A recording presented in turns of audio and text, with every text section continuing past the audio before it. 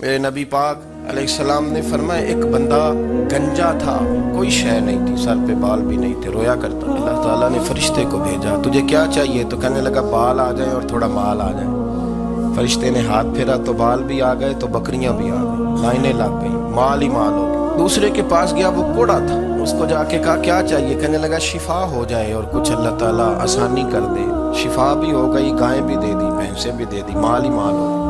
پھر ایک کے پاس گیا، وہ اندھا تھا، تجھے کیا چاہیے؟ اس نے کہا آنکھیں مل جائیں اور کچھ ساتھ اللہ مال دے دے۔ اونٹ ہی اونٹ ہو گئے۔ جب بڑا نواز دیا تو پھر مالک نے امتحان لینے کا ارادہ کیا، یاری تیری سونا ہے اور آزمائشاں بھی تیریاں آگ، آزمائشاں تیریاں، صحیح کہہ رہا ہوں، آزمائشاں تیریاں، یاری تیری سونا ہے اور آزمائشاں تیریاں، یہ سونا پرکھیا جامدہ ہی پہلو نال لگاں دے لگ۔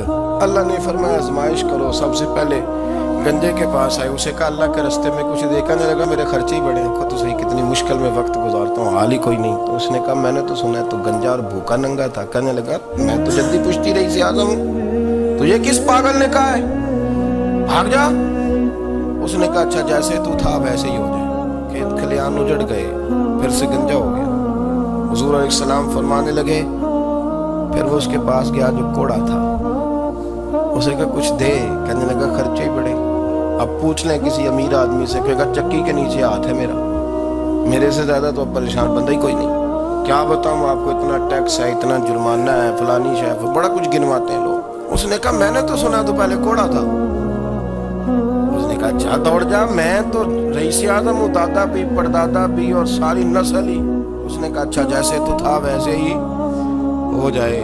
پھر وہ گیا اندھے کے پاس، جا کے کہا اللہ کے نام پہ کچھ دے۔ تو کہنے لگا رب کے نام پہ؟ یہ کھڑے ہیں اونٹ، جتنے تیرے دل کرے لے جا۔ اس نے کہا کیا معنی اس بات کا؟ کہنے لگا یار تجھے کیا بتاؤں، میں تو اندھا تھا، میں نے تو کبھی دنیا دیکھی نہیں تھی، پھر اس کریم نے فضل کیا تو مجھے بڑا کچھ دکھایا، میں کیا بتاؤں، میرا دل کر رہا ہے کہہ دوں کہ پھر اس نے کعبہ دکھایا، پھر اس نے روضہ رسول دکھایا، پھر اس نے ریاض الجنہ کے سجدے دکھائے، پھر اس نے اپنے محبوب کے دروازے کی رونقیں دکھائیں۔ اس نے بڑا کچھ دیا، اس نے بڑا نوازا۔ میرے پاس تو شاید میں بدکار پرانا خادم، کسے در ملی نہ ٹوئی، ایتے واصف یار نے نظر جو کی تھی، پھر واصف ہی ہوئی۔ یہ تو اس کا کرم ہوا۔ تو یہ وہ کہنے لگا تو اللہ کے نام پہ جان مانگ، میں وہ بھی دینے کو تیار، میرے پاس تو شے ہی کوئی نہیں تھی، مجھے تو اپنا پتہ ہے، میں تو کوئی شے نہیں تھا، کچھ نہیں تھا میرے پاس، یہ تو ان کا کرم ہے کہ رخ ان کا ادھر ہے، اور مختصر سی میری کہانی ہے، یہ جو بھی ہے ان کی مہربانی ہے۔ تو وہ کہنے لگا میں بھی کچھ لینے نہیں آیا تھا، تیری آزمائش ہی کرنے آیا تھا، تیری عزتیں بھی سلامت رہیں گی، تیرا مال بھی سلامت رہے گا، تیری شفا بھی۔ اپنی زندگی میں کبھی بھی اللہ کی بارگاہ سے توجہ ادھر ادھر نہ کریں، چھوڑیں لوگ کیا کر رہے ہیں، دنیا کیا کہہ رہی ہے، کبھی بھی اپنی توجہ دائیں۔ ہمارا یہ مسئلہ بن گیا کہ ہماری سیاست ہے، ہماری دنیا داری ہے، ہم بندوں کو راضی کرنا چاہتے ہیں، ہم دیکھتے ہیں کون کس طرح، اور آپ یقین کریں آپ تھک جائیں گے، بندے راضی نہیں ہوں گے، وہ نہیں راضی ہوتے۔ آپ ان کو منا کے لائیں گے تو ادھر والے نکل جائیں گے، ادھر کو منائیں گے تو ادھر والے نکل جائیں گے۔ اس چکر سے باہر آئیں، اس رب کو راضی کریں جو فرماتا ہے ان الذین آمنوا وعملوا الصالحات سیجعل لهم الرحمن ودا۔ فرمایا تو ایمان لانے کے بعد نیک عمل کر، میں لوگوں کے دلوں میں تیری محبت پیدا کر دوں۔ رحمان لوگوں کے دلوں میں محبت ڈال دے گا، اللہ لوگوں کے دلوں میں۔ اپنی نظر ہمیشہ اپنے رب پہ رکھیں، اتنی لمبی چوڑی دنیا داروں سے امیدیں نہ وابستہ کریں۔ میں نے دیکھا ہے لوگ کا سلیسی کرتے ہیں، کبھی اس کے دروازے پہ کبھی اس کے دروازے پہ۔ ان چکروں سے باہر آئیں اور اپنے رب کی بارگاہ کی طرف توجہ کریں، استغفار شوق سے پڑھا کریں، اور اکیلے میں نہ، اکیلے میں۔ رئیس المتکلمین مولانا نقی علی خان صاحب رحمۃ اللہ نے لکھا ہے کہ فرعون 500 سال حکومت کر گیا، فرماتے اصل وجہ یہ تھی کہ دنیا جب سو جاتی تھی نا تو اوپر چادر لے کے تو مسلح پہ بیٹھ جاتا تھا اور ہاتھ باندھ کے کہتا تھا رب تو ہی ہے، میرا پردہ نہ کھول دو، مالک تو ہی ہے، کرم نوازی کرنا، میری پکڑ نہ کرنا۔ بے ایمان ہو کہ اگر 500 سال ہاتھ باندھے تو گزارا کر لیتا ہے، تو ایماندار ہے، پر مسئلہ یہ ہے کہ تو رات کو بکل مار کے ہاتھ نہیں نہ باندھتا، تو منت نہیں کرتا، تو استغفار نہیں کرتا۔ توبہ کریں تو بچے رہیں، وہ اتنی لمبی حکومت کر گیا جو کہ رات کو کہتا تھا مالک رب تو ہی ہے، لیکن مہربانی فرما میری پکڑ نہ فرما، تو اللہ نے تو اس کو مہلت دے دی۔ کافروں کو آج بھی مہلت دی ہوئی نہیں رب نے۔ بڑے بڑے فقیروں کو مالدار ہوتے دیکھا، بڑے بڑے مالداروں کو فقیر ہوتے دیکھا۔ ام ربیعہ کہا کرتی تھی، بڑی نیک عورت تھی، وہ کہتی ہے میں بڑے امیر آدمی کی بیوی تھی، اپنے شوہر کے ساتھ چھت پہ بیٹھی تھی تو نیچے فقیر مانگنے والا آیا، اس نے بڑے درد سے صدا کی تو میں نے اپنے شوہر سے کہا کچھ دے دے، کہا دفع کر، ان لوگوں نے دھندا بنایا ہوا ہے۔ کہتی میں میکے سے بھی بڑا مال لے کے آئی تھی، میرے ماں باپ بڑے امیر تھے، میں نے نا چوری اپنے خامہ سے نظر بچا کے باتھ روم جانے کے بہانے گئی اور نیچے جا کے 5 دینار میں نے اس فقیر کی ہتھیلی پہ رکھے۔ کہتے اس نے 5 دینار دیکھے، پھر میری طرف دیکھا تو میں نے اس کی آنکھوں میں آنسو چمکتے دیکھے۔ کہنے لگے بی بی رب تیرا بھلا کرے، میں 3 دنوں کا بھوکا ہوں۔ کہ وہ چلا گیا، میں گھر آ گئی، باہر آئی تو میرا شوہر کہنے لگا اب اتنی تو تیز ہو گئی ہے اور تو اتنی خود مختار ہو گئی ہے، میرے بغیر پوچھے مال خرچ کر دے کہ جا تجھے 3 طلاقیں۔ کہتی میں وزادار باپ کی بیٹی تھی، طلاق لے کے گھر آئی تو میرا باپ ٹوٹ گیا، چارپائی پہ چلا گیا، اوہو یہ کیا بن گیا۔ کہتی بڑی تکلیف رہی، 1-2 سال کے بعد میرے ابا نے میری شادی کر دی۔ اب جس شوہر کے پاس گئی وہ بڑا نیک تھا، پرہیزگار تھا، اللہ نے بہترین صلہ دیا۔ کہتی چھت پہ بیٹھی تھی، دروازے پہ فقیر آیا تو میں نے شوہر سے کہا کچھ دے دوں، کہنے لگا 5 نہ دینا، 15 دینا، 20 دینا، میں فقیر ہوں، میں نے فقر سے دولت دیکھی ہے، اسے خالی نہ لوٹانا۔ کہتی ہے کہ میں نیچے گئی اور جب میں نے اس کی طرف دینار بڑھائے تو میری چیخ نکلی، پیسے پھینک کے میں بے ہوش ہو کے گری، میرا شوہر نے آ کے اٹھایا، اندر لے گیا، پانی منہ پہ چھڑکا، کہنے لگا تجھے کیا ہوا؟ کہنے لگی یہ جو مانگنے آیا یہ میرا پہلا شوہر تھا، وہی تھا جو کہتا تھا کہ تو 5 دینار دے آئیے جا تجھے 3 طلاق۔ معین الملت والدین، عطائے رسول، ہند الولی، غریب نواز، خواجہ معین الدین چشتی، حضرت خواجہ اجمیر، شاہ اجمیر، شاہ اجمیر، والی ہندوستان۔ آخری عمر میں نا سارا دن روتے گزر جاتا، ساری رات روتے گزر جاتا، ذرا سی کوئی بات کرتا تو رو پڑتے، آنکھیں آنسوں سے بھری رہتی۔ کئی دفعہ اپنے بھی پریشان ہو جاتے ہیں نا کہ یار تو ایک بات کی جان ہی نہیں چھوڑ رہا۔ تو خواجہ قطب الدین صاحب بختیار کاکی سے لوگوں نے شد سے بات کریں، اتنا بھی تو نہیں نہ رونا چاہیے، ہر وقت اس کے آنسو کی کریے، عاشق دا کامی رونا تونا، تبھی نہ روئے نہیں منظوری۔ ہر وقت رونے کا کیا مطلب ہے؟ تو خواجہ قطب صاحب کہتے ہیں میں قریب گیا تو میں نے پیر دبائے، میں نے کہا سونیا لوگ تو کچھ بھی نہیں کرتے، تو نے تو کمال کر دیا، 90 لاکھ آدمی مسلمان کر دیا، دنیا کچھ نہیں کرتی، تو نے 50 سال ساری رات مصلے پہ بیٹھ کے رب راضی کیا۔ تو شہزادہ تھا، حضور کی اولاد تھا، لیکن معین الدین تیرا ایک پلاٹ بھی نہیں، تو نے طالب علم پالے، انہیں غریبوں کو دیا، تو نے نوازا، کوئی شے نہیں تیرے پاس، ہر چیز تو نے، ساری رات روتے ہو، سارا دن روتے ہو۔ خواجہ قطب الدین صاحب کہتے ہیں میں نے جب عرض کیا تو خواجہ صاحب مجھے گلے لگا لیا، چیخ مار کے روئے، کہنے لگے قطب الدین پتر داڑھی سفید ہو گئی، جانے کا وقت آ گیا، جو تو نے نیکیاں گنوائی ہیں وہ ہیں صحیح میرے پاس، پر یار کی بارگاہ میں پیش کرنے کے قابل ایک بھی نہیں، ایک بھی نہیں۔ تو بارگاہ تو دیکھ کتنی بڑی ہے، رسول کریم کی بارگاہ میں پیش کرنے کے قابل ان میں سے ایک بھی نہیں، تو آستانہ دیکھ کتنا بڑا ہے، کیا پیش کروں گا، کیا عرض کروں گا حضور کی بارگاہ میں، کس طرح۔ وہ یار جو بڑے تھے وہ تو ڈرے ہوئے تھے، سہمے ہوئے تھے، وہ تو بڑی بڑی آزمائش میں تھے، لیکن میرا اور آپ کا رٹا 2 نمازیں پڑھ کے 6 نمازوں کا دعویٰ کرنا اور لمبی چوڑی کہانیاں بنانا اور اپنے منہ سے اپنی تعریفیں کرنا، اس سے تھوڑا باہر آئیں۔ رزق بھی میرا اللہ ہی دیتا ہے، علم بھی اللہ دیتا ہے، رزق بھی۔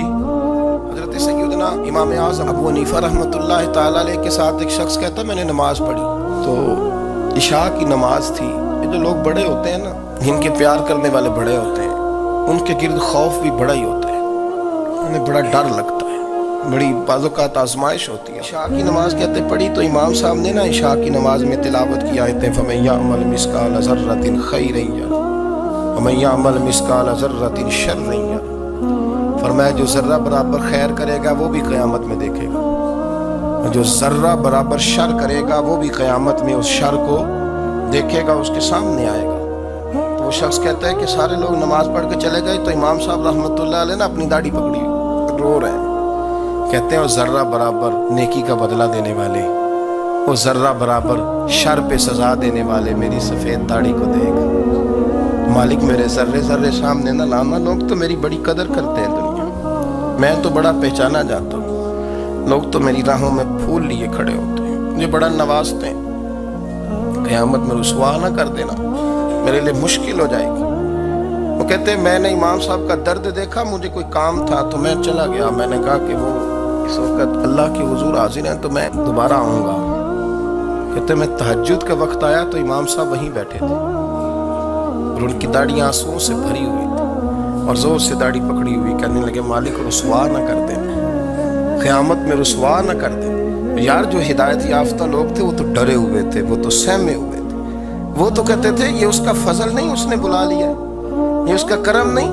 حضرت باعزید بستامی کسی کافر کو دیکھتا تو رو پڑتے، کہتے مالک تو کتنا قریب ہے، یہ بے ایمان رہ گیا، تو نے اپنے فضل سے مجھے اپنے نبی کا غلام بنا لیا. وہ رو پڑتے. یہاں تو لوگوں کا دعویٰ ہی بڑا ہے.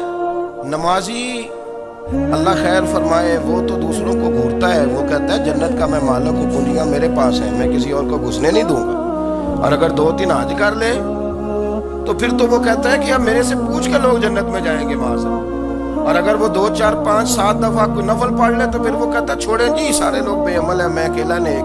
نہ ایسا کرے، اپنی توجہ اپنے رب پہ رکھے. جب یہ نظریہ بن گیا، جب یہ ذہن بن گیا کہ پیدا اللہ نے کیا ہے، دینا اللہ نے ہے، عطا کرنے والا اللہ ہے، نوازنے والا اللہ، تو پھر ساری توجہ دنیا داروں کی طرف رکھنا. میں اللہ والوں کی طرف توجہ رکھنے کا قائل ہوں، لیکن وہ بھی کوئی آستانہ ہے کہ جہاں حق مرشد کا نعرہ تو بڑا لگے پر رب کا نام ہی نہ سننے کو ملے. یہ بھی کوئی بات ہوئی کہ جہاں یہ تو نعرہ زور سے لگے کہ جیوے جیوے مرشد جیوے، لیکن استغفار کا درس ہی نہ ملے. ہر وقت یہ بتایا جائے کہ یہاں آ گئے تو بچ گئے، کیسے بچیں گے؟ میرے رسول پاک علیہ السلام کا دروازہ سب سے بڑا دروازہ ہے، لیکن میرے دوستو یاد رکھنا نبی پاک علیہ السلام نے بھی لوگوں کو جب رستہ دکھایا ہے تو رب کریم کا رستہ دکھایا ہے. میرے رسول کریم سید عالم صلی اللہ تعالی علیہ وسلم نے لوگوں کی اللہ کی جانب توجہ. میری بات کو اچھے طریقے سے سمجھیے گا. علم اللہ تبارک و تعالی عطا کرتا ہے تو اسے اللہ کی عطا ہی سمجھنا چاہیے. کچھ لوگوں کے پاس علم ہوتا ہے پر علم نافع نہیں ہوتا، وہ ٹامک ٹونجا مارتے رہتے ہیں ساری زندگی. علم کو اللہ کی عطا سمجھیں، اپنی عقل پر اپنے شعور پر زیادہ بھروسہ نہ سمجھیں، نظر اللہ پہ رکھیں. حضرت مولا علی شیر خدا کرم اللہ تعالی وجہہ الکریم سے کسی نے پوچھا تھا بڑا عالم کون ہوتا ہے؟ ہمارے ہاں تو اب وہ والے عالم پائے جاتے ہیں نا اللہ ماشاءاللہ، جو ممبر پہ بیٹھتے ہیں تو دعوے ہی دعوے، اس طرح کے عالم ہمارے ہاں پائے جاتے ہیں. وہ ہر بات میں دعویٰ کرتے ہیں. یہ مزاج علماء کا نہیں. حضرت علی المرتضیٰ سے کسی نے پوچھا بڑا عالم کون ہوتا ہے؟ فرمایا بڑا عالم وہ ہوتا ہے کہ جسے مسئلے کا پتہ نہ ہو تو وہ کہہ دے مجھے نہیں پتا، میں پتہ کر کے بتاؤں گا، غلط بات بیان نہ کرے. امام مالک سے کسی نے کوئی مسئلہ پوچھا تو آپ فرمانے لگے مجھے اس سوال کا جواب نہیں آتا. وہ کہنے لگا آپ اتنے بڑے امام ہیں تو اس سوال کا جواب نہیں آتا. فرمانے لگے اگر مجھے ہر سوال کا جواب آتا پھر تو میں خدا ہوتا. مجھے تو اتنا آتا ہے جتنا میرے رب نے مجھے عطا کر دیا. اپنی نظر اللہ پہ رکھیں. نکل آئیں اس معمے سے باہر کہ میں کوئی بلا ہوں، مجھے بڑا پتہ ہے، میرے پاس 6 ڈگریاں ہیں، مجھے 10 جگہ پہ تدریس کا شغف حاصل ہے. اس سے نکلیں باہر. قرآن مجید دیکھیے گا اللہ تعالیٰ نے ارادہ قدرت فرمایا کہ میں حضرت آدم کو بناؤں گا.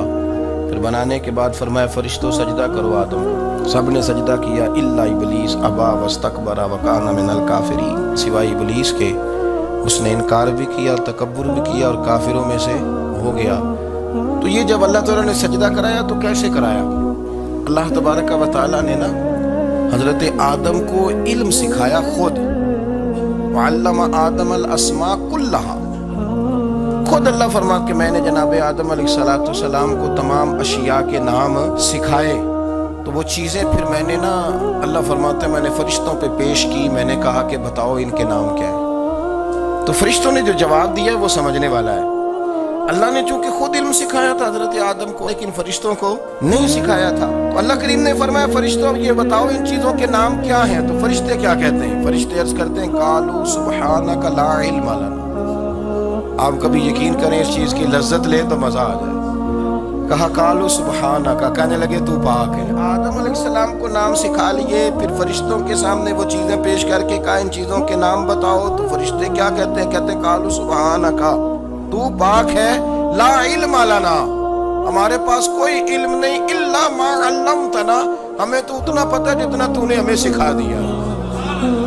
اور یہ کیوں تو نے ہمیں جتنا سکھایا اتنا پتہ ہے؟ فرشتے یہ نہیں کہتے یا اللہ تو زیادہ سکھا، آدم کو دیا تو ہمیں بھی دے، یہ نہیں فرمایا، فرمایا انک انت العلیم الحکیم، اے اللہ تو علم والا بھی ہے اور حکمت والا بھی ہے، تجھے پتہ ہے کس کو کتنا دینا ہے، جتنا تو نے مناسب سمجھا جناب آدم کو دیا، اور جتنا تو نے بہتر سمجھا وہ تو نے ہمیں عطا فرمایا۔ میرے عزیز، علم اگر آپ کے پاس ہے تو اس کو اللہ کی عطا سمجھیں۔ ہمارے ہاں بہت سارے لوگ بن کے بیٹھ جاتے ہیں، میں اکثر کہتا ہوں کہ پھر وہ دعوے کرتے ہیں میرے علاقے والے جاہل ہیں، میرے شہر والے جاہل ہیں، میرے خاندان والے پڑھے نہیں۔ یہ آپ کا دعویٰ ہے، یہ آپ کو خراب کر دے گا۔ ہم نے بہت سارے ایسے لوگ دیکھے جو بہت بڑے عالم تھے، لیکن اللہ جب لینے پہ آیا تو عقل ہی لے گیا، شعور ہی چلا گیا، حافظے ختم ہو گئے۔ آپ دیکھتے ہیں بڑھاپے میں کچھ لوگ ایسے ہوتے ہیں کہ جن کو یہ بھی یاد نہیں رہتا کہ میرا نام کیا ہے، میں کہاں ہوں، مجھے کدھر جانا ہے۔ اس وقت سے اللہ کی پناہ مانگے اور اپنی نظر اپنے رب کریم کی جانب رکھے۔ علم کے بعد ایک چیز آتی ہے جس کا نام ہے ہدایت، جس کا نام ہے تقویٰ، جس کا نام ہے پرہیزگاری، جس کا نام ہے عمل، عبادت، ریاضت۔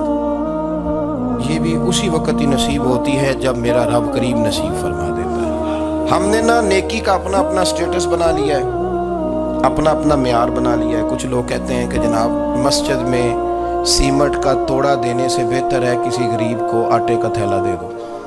اب اس نے اپنا مزاج بنا لیا نا نیکی کا، اس نے اپنا سٹیٹس بنا لیا۔ میرا یہ سوال ہے کہ نبی پاک صلی اللہ تعالیٰ علیہ وسلم جب مدینہ شریف آئے تھے تو حضور نے سب سے پہلے غریبوں میں آٹا تقسیم کیا تھا کہ سب سے پہلے مسجد بنائی تھی؟ کیا عجیب لوگوں کا رنگ ہے، اپنی مرضی کی ہدایت، اپنی مرضی کا تقویٰ، اپنی مرضی کا معیار۔